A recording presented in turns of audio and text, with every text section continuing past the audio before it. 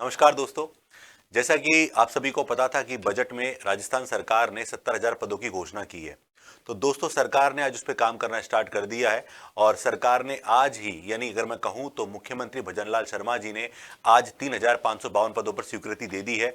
तो बच्चों जो भी बच्चे एलडीसी की तैयारी करना चाहते हैं और एलडीसी की विज्ञप्ति के लिए वेट कर रहे हैं उन सभी के लिए बहुत बड़ी खुशखबरी आ चुकी है कि मुख्यमंत्री भजनलाल शर्मा जी ने आज स्वीकृति प्रदान कर दी है 3,552 पदों पर। और इससे पहले 580 पदों के लिए अगर हम कहें तो ऑलरेडी स्वीकृति मिल चुकी है। किसके पदों के लिए? सचिवालय के पदों के लिए। और 50 पद आरपीसी के पदों पर ऑलरेडी स्वीकृति दी जा चुकी है। तो अब 3,552 पदों पर स्वीकृति मिल चुकी है, यानी वो आज की न्यूज है। और अब कुल मिलाकर 4200 पदों पर बिल्कुल इसके पदों पर विज्ञप्ति जारी होने वाली है।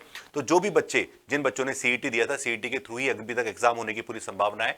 तो जो भी बच्चे सीईटी क्वालिफाई करेंगे और जो बच्चे सीईटी क्वालिफाई करके अगर हम बात करें एलडीसी के एग्जाम की, तो एलडीसी एग्जाम में बैठेंगे। तो एलडीसी के एग्जाम के लिए स्वीकृति मिल चुकी है। और देखो एक न्यूज मैं आपको दिखाना चाहूंगा कि इसकी न्यूज आपके सामने देखो ये रही। और ये एक न्यूज सच बेधड़क की है बिल्कुल, और उसमें साफ साफ लिखा हुआ है कि जयपुर से एक न्यूज है क्या कि मुख्यमंत्री भजनलाल शर्मा जी ने दी युवाओं को सौगात। जी हां, खुशखबरी दे दी है। जैसा कि उन्होंने कहा था 70,000 पदों पर बिल्कुल ये वैकेंसी कराएंगे। सबसे पहले इन्होंने जब चुनावी माहौल था तब कहा था 2.5 लाख पदों पर वैकेंसी देंगे। तो 2.5 लाख में 70,000 पदों के लिए बजट में घोषणा की जा चुकी है। और उसमें से यहां पर देख सकते हैं 4200 पदों के लिए, और अभी क्लियर इन्होंने 3,552 पदों पर होगी भर्ती, क्लियर दे दिया। और 580 पद ऑलरेडी स्वीकृत थे इनके पास आरपीएससी और सचिवालय को लेकर।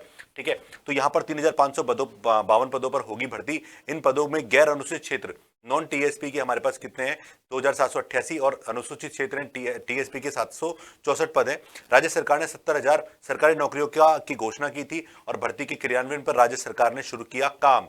जी हां, यहां पर ऑलरेडी काम कहें तो काम स्टार्ट कर दिया है। यानी सरकार पूरी तरह से सजग है इस चीज के लिए कि वो जल्दी ही युवाओं को नौकरी दे, और उसके लिए युवाओं को बस तत्पर रहना पड़ेगा, तैयारी को बेहतरीन तरीके से करना पड़ेगा। तो बहुत बड़ी खुशखबरी दोस्तों आप लोगों के लिए है कि यहां पर स्वीकृति मिल चुकी है। मैं थोड़ा सा आपको बताना चाहूंगा कि यहां पर कुछ ज्यादा काम नहीं करना। अगर आपने सीईटी का पेपर दिया है तो उसी से मिलता जुलता पेपर आपका एलडीसी का रहने वाला है। यहां पर सिर्फ आपको, मैं कभी डिटेल में लेकर आऊंगा पूरा वीडियो, लेकिन अभी मैं आपको सिर्फ बता दूं मोटी मोटी बातें जिनको नहीं पता बच्चों को, कि यहां पर 2 पेपर होते हैं बच्चों। पहला पेपर जो होता है, ठीक है, पहला पेपर जो होगा उसमें 3 पार्ट होते हैं, हमारे 3 सेक्शन होते हैं। एक होता है जीके, एक होता है हमारे पास साइंस, और एक होता है हमारे पास मैथ्स। ये 3 सेक्शन दोस्तों यहां पर आपको देखने को मिलेंगे। और पेपर 2 की अगर मैं बात करूं तो पेपर 2 में यहां पर 2 सेक्शन आपको मिलते हैं, एक हिंदी और एक इंग्लिश। ये लास्ट टाइम एग्जाम कराया था 2018 में, एलडीसी का जो एग्जाम कराया था, एलडीसी 2018 के आधार पे मैं बता रहा हूं आपको। ठीक है, और ये एग्जाम किसने कराया था? ये अधीनस्थ बोर्ड ने कराया था, आरएसएसपी बोर्ड ने कराया था, और उसमें ये वाला पैटर्न रखा गया था दोस्तों। तो दोस्तों मैं आपसे कहना चाहूंगा कि इस पे डिटेल वीडियो में आपको लेकर आऊंगा कि सिलेबस क्या क्या है। बाकी यहाँ पर 50-50-50 टोटल मिलाकर 150 क्वेश्चन होते हैं, और यहाँ पर 150 क्वेश्चन, और यहाँ भी 150 प्रश्न रहेंगे, 75-75 हिंदी और इंग्लिश को मिलाकर।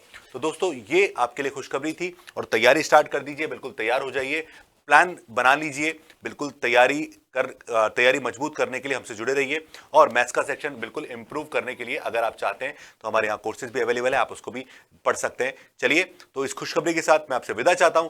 धन्यवाद, थैंक यू सो मच।